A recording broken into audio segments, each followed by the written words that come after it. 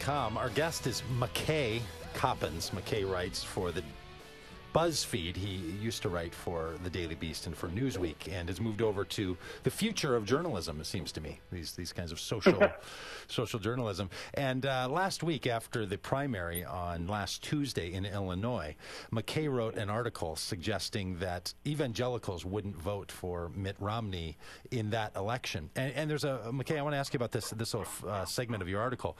You write that, trying to explain maybe why it is that evangelicals aren't coalescing around Romney the way all the other factions of the conservative and Republican Party are.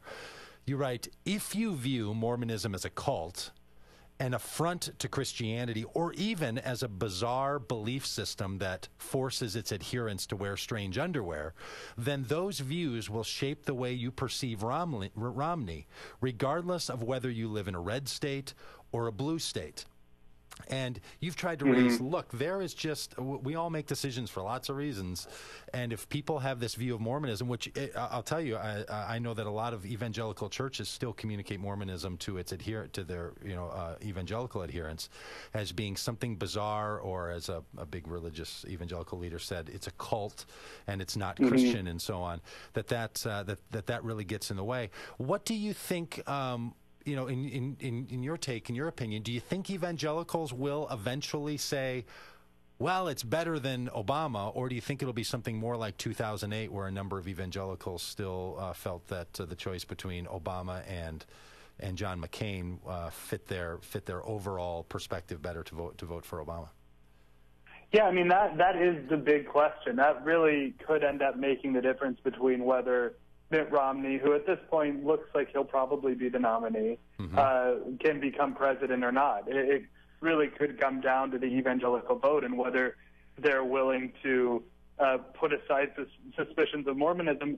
I would also say that the Romney campaign, and I brought this point up in the article too, really has not done very well at reaching out to evangelicals at all. Yeah, that's right.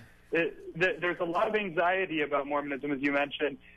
Some of it, some evangelicals who have these biases toward Mormons probably could never have their minds changed. And I think that's what the campaign is sort of calculating. But I also think that there are probably a lot of folks who just don't know that much about Mormonism. And if the campaign was willing to be a little bit more open, a little bit more transparent about that, and if the candidate himself was able to kind of talk about it, and reach out to people on some of their shared beliefs, shared values, I think that there could be some success there. But Mitt Romney has just, I think he feels burned from 2008 when he campaigned hard as sort of a culture war type religious conservative. Right. And he kind of had the Rick Santorum vibe a bit then, right, compared totally, in 2008. to John McCain. Yeah.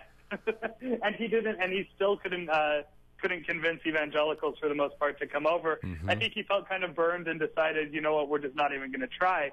But I think that at some point they're going to have to come around and really try to court that group because, like you said, I mean, if they don't turn out, that could be a big problem for them in the general election. Yeah, well, you certainly saw that in the Bush campaign of 2000 2004 took that approach to say if we could mobilize churches to encourage their evangelical adherents in small towns and in urban environments to get out and vote for our candidate, that would be like the way the Democratic Party has encouraged traditionally African-American churches to get its people out. Like they said, we're going to go head-to-head for that group. They won both of those elections for lots of reasons, obviously. I mean, not just that one, but that seemed to be a turning point. McCain couldn't get that group, couldn't win.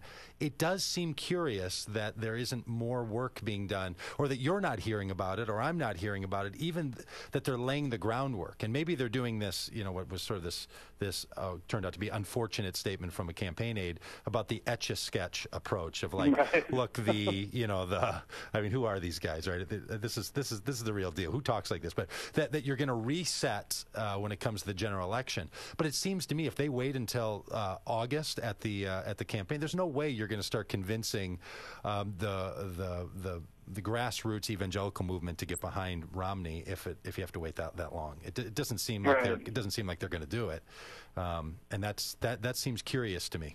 And it doesn't seem possible that they could win a presidential election if you don't motivate that crowd. At least not in Ohio. You're not going to win Ohio without evangelicals. I mean, that was clear.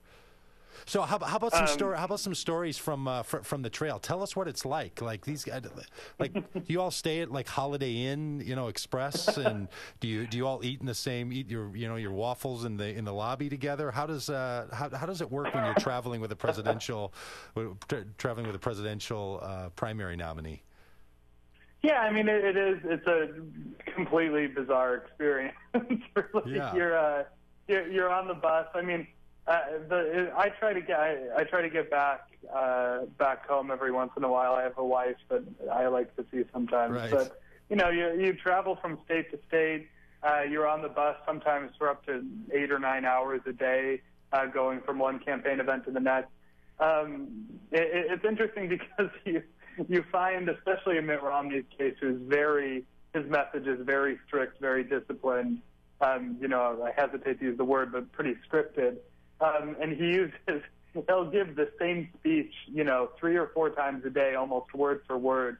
I got to a point, I think it was sometime around Florida, maybe Nevada, where I could basically quote the entire speech as he was saying it.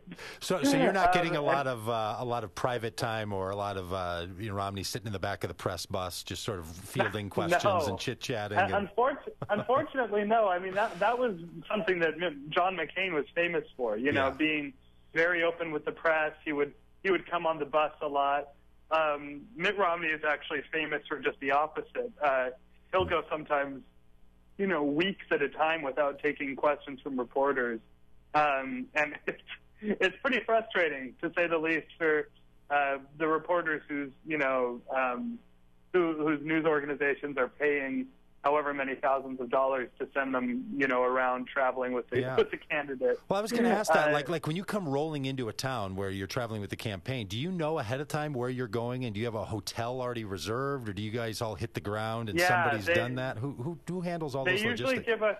The campaign has, a couple people, traveling press secretaries, whose job it is to keep us informed of the plans. Now, they don't tell you like weeks in advance where he'll be, or even a week in advance. Usually you get these little memos, these emails that are off the record, and they're called for planning purposes only. You'll get these little emails 1 day in advance, maybe 2 days in advance, saying where he's going to be and where you should book hotels. Usually the campaign will have some kind of discounted rate, bulk rate. And they'll say, call this hotel and say you're with the Romney campaign. Wow. But yeah, I mean, it's now, McKay, are you only on the hook for this through the primary, or are you planning to, if Romney does become the nominee, will you be traveling with him for the general election as well? Oh no, I'll be there with the general. You're going to be there for the general. Well, we're going to stay in touch with you if you're okay with that. I really appreciate it. We're going to follow you on BuzzFeed. We'd love to keep you on the show and give us some updates on how the presidential campaign is going on. I'd like to have an inside guy. That's fantastic. That's McKay Coppins. You can find him over at BuzzFeed. He's worth watching if you pay attention to politics. McKay's the guy to listen to on Romney. Thanks, McKay, for being with us. Hey, folks, stick with us here after the break. Doug Pagitt Radio on AM 950, DougPagittRadio.com.